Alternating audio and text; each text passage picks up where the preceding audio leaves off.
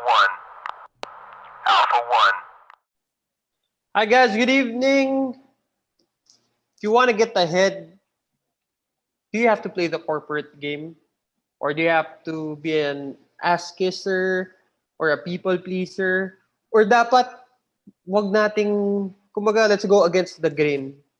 Wag tayo maging sip-sip or maging medyo solo contributor tayo. Paano ba natin dapat i-position yung sarili natin sa opisina to gain success or career development para magkaroon tayo ng traction sa career natin? So, this is the topic for tonight. And, Bri, ikaw, bro, if you want to get ahead sa corporate life, do you think you should play the corporate game? Corporate game is not really ass-kissing, exaggeration sinabi ko kanina. The corporate game is setting yourself up for success. Kumbaga, medyo nilalagay mo sa spotlight kahit pa paano yung sarili mo and yung work na ginagawa mo. What do you think about this, Bri? Sa akin, Brad, napaka-importante. Ako, na matutunan yun, ako personally kasi, medyo aware tayo, yun yung masabi ko, aware tayo na nandyan, pero ayaw nating tanggapin. And it's a challenge for people na halimbawa galing sa sabihin nating top 3 colleges or kahit kumbaga high school pa lang nandun na sa mga top high schools sa Pinas na yung maturity and yung humility of starting from the bottom of the corporate ladder of baga listening and in a way taking advice or sometimes orders from your technically your superiors pagdating dun sa ano, pero yun nga sometimes you're thinking I'm better than you, ganun. Kasi nga, I'm from this institution, I'm from this high school. So, akin, natutunan ko dyan, Brad, you have to be humble. You have to be mature. You have to learn na, oo, respectable, you're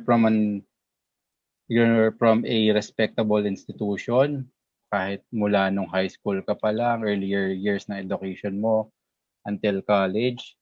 But in the corporate world, lalo ngayon, it's more of the value that you bring and how that value is transcends to the right people. Meaning, how do they perceive you? How do they perceive the value that you bring? Kasi if you're so abrasive, meaning yun nga dahil condescending yung ano mo, condescending yung the way you speak, the way you look at even look at people or even yung actions mo lalabas yan with your actions, with your words. It resonates yung message na yan, it resonates throughout your company, your business unit.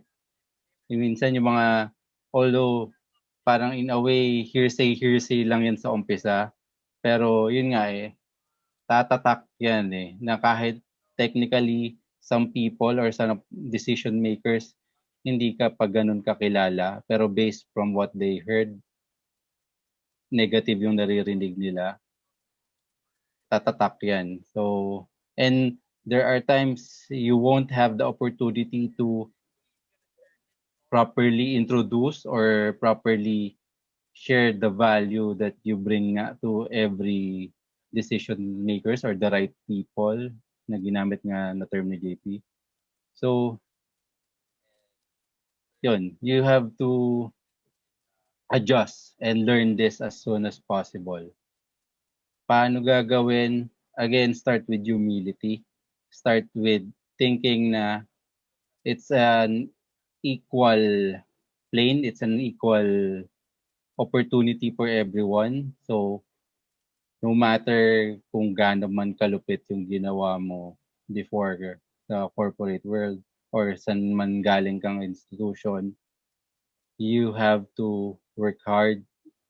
And yun nga ang thinking kasi natin, ang hesitation usually ng mga tao or having this challenge na ayaw laruin or ayaw don't want to play the corporate game. The usual challenge is yun nga you don't want to be marked as kisser.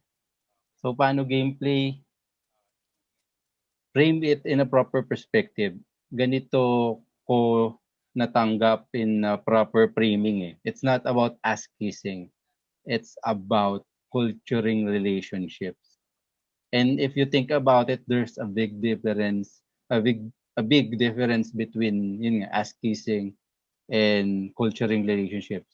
Ass kissing parang talagang sip-sip ka lang diyan. Pero yun nga, culturing relationships is offering value to these right people. So paano gameplay? Halimbawa, magaling ka for example a certain aspect, sabihin natin magaling ka sa pag-optimize ng process, magaling ka sa pag-automate ng process. Offer that value as for mentorship, halimbawa dun sa mga decision makers na nga na to. Pero at the same time, in return for that mentorship that you're asking, offer a value in return na if their team needs any help or assistance with their processes, their automation, or anything, or any value that you could bring, i-offer mo yon. So yun, ang concrete step, one is set up a meeting. Identify muna sino yung mga possible na pwede mong maging mentors and itong mga decision makers na to. Then be bold enough, be brave enough to ask for a quick meeting. 5-15 minutes na meeting, solid na yan. Then yun, be straightforward na you want to be the top performer for the business unit or for the company even. Then ano yung based on what they know, and what they know, ano yung pwede nilang maituro sa'yo. From there on, yun, set ka ng meeting na kung pumayag sila na i-mentor ka, yun nga, give something in return based on your strengths and skill sets din. So, yun yung masasuggest ko dyan na gameplay pare. Ikaw, Chong.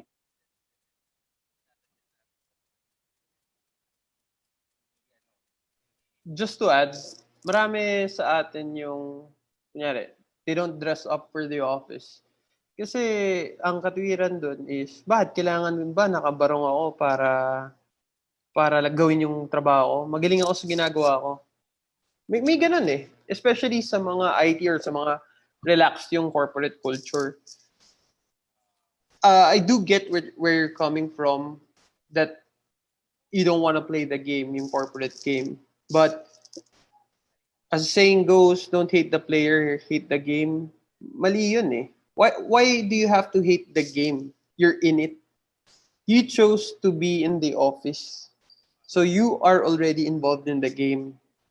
So for me, I would change the thinking to, so I'm already here, I'm already playing, might as well win. Diba? Yun nga lang, if you're not looking for career advancement and okay ka na, steady ka na, okay lang, do what you want. Pero if you're looking for progression sa career mo, it's really imperative na people know that you're good. It's one thing being good. It's one thing to be good. It's one thing that your peers, those at your level or lower, know that you're good. But it's different when the bosses know that you're good. When the bosses know that they can't do without you, it's a different. It's gonna open opportunities. It's gonna open different challenges for you. And if you don't want to stagnate sa career mo, you have to play the game. Yun yung point of view ko dyan. It took me late in life bago ko natutunan yung importance nito eh. Like really acting professionally, presenting yourself every day as a professional. Those are small things, yung tipo just sitting up straight and talking very clearly, dress accordingly. maraming maliit na mga bagay yan, maliit na changes that could impact yung projection ng career mo, or that could impact like how people view you. Are you reliable? Yung mga ganong simpleng bagay, nakakatulong yan subconsciously. So, again, for me, dun tayo sa sinabi ni Brian, it's not about ass kissing. It's about developing, harnessing relationships that's gonna pay off kumbaga, latter stages of your career or in the immediate future, perhaps. It's that. We wanna progress. Yun yung parang name of the game here. If you're in the corporate world and you're working on your business, okay lang. Do whatever. Kasi I'm sure most of your time, most of your energy is focused on your business anyway. But if you're in the corporate setting and you're not working on anything else, you might as well win. Might as well try to advance. Might as well to try to go after that promotion. So you're already there. You're in the game. Just play to win. It also, kumbaga, if you're planning to branch out or to set up your own business, yung will to win, yung desire to win, you're gonna need that also in the entrepreneurship environment. More so, I would say. Mas kakailanganin mo siya. So, ayun guys, if we wanna get ahead sa corporate life, let's play the game. It's not ass kissing, it's developing relationships, it's highlighting your work. Pero, okay, with everything said, hindi ka aangat kung sip-sip ka lang. Just to be frank and just to be straightforward. This talk is for people who actually bring something to the table. If you don't bring anything to the table, kahit na anong galing mo sumipsip, you might get that promotion, but I guarantee you, once you're there, once the bigger responsibility is put on your shoulders, lalabas kung ano ka. So, ito is for the people who work their ass off. You work your ass off, might as well get rewarded for it. You're already in pain, might as well get that promotion, get that, alam mo yun, Get bonus. that reward. Get that reward. So, that's it for me. Yun yung parang career advice for people who are still in the corporate setting. Position nyo yung sarili nyo. Bri, you wanna add anything else? You wanna share anything else? To sum it up lang, pare, key takeaways, swallow your pride. Walang magandang may dudulot yan. And swallowing your pride, guys, wala ring may samang may dudulot. Tinest out ko na. Bawas angas. Yung angas mo, gawin mo na lang internal motivation eh. Then, yun, how you interact with people, i-adjust natin accordingly. Then, yung isang binanggit ni JP kanina, another key takeaway, dress the part. Kaya mong kontrolin yan eh. Hindi mo pwedeng sabihin nga na lang, ganito pormahan ng IT eh, ganito pormahan pag coder eh. Hindi. Pag gusto mong mag-move forward, kailangan sa pananamit mo pa lang, sa how you carry yourself, your personal brand, katiwa-tiwala na eh, na alam mo yung ginagawa mo. Actually, And madali matutunan yan guys. sasabihin nila sa States, Mark Zuckerberg nga, naka-gray t-shirt, etc. If you work and live in the States, probably that's gonna fly. Pero dito sa Pilipinas, I guarantee you, yung managers nyo na hindi mga technical people, when they look at you, magre-reflect yan. Pero kung wala kayo dito, it may not be a factor. But the fact that if you're here sa Pilipinas, I guarantee you it's a factor. Okay. Agree. Kagaya ng sabi ni JP, as long as you're in the game, you have to play the game. So yun guys, ano yung mga pwede nyo na ma-share sa amin? Ano yung mga tingin nyo na miss out namin na importante when we're playing this corporate game nga? Share nyo na sa amin sa comments. Then, website natin, www.imbeyondalpha.com, social media accounts at imbeyondalpha, Facebook, Instagram, Pinterest, and Twitter. Podcast directories, search for Beyond Alpha Podcast. Apple Podcast, Google Podcast, Spotify, Stitcher. Then, yung Facebook, yung YouTube channel natin, Search for Beyond Alpha Podcast, then click subscribe and notification bell. That's it, guys.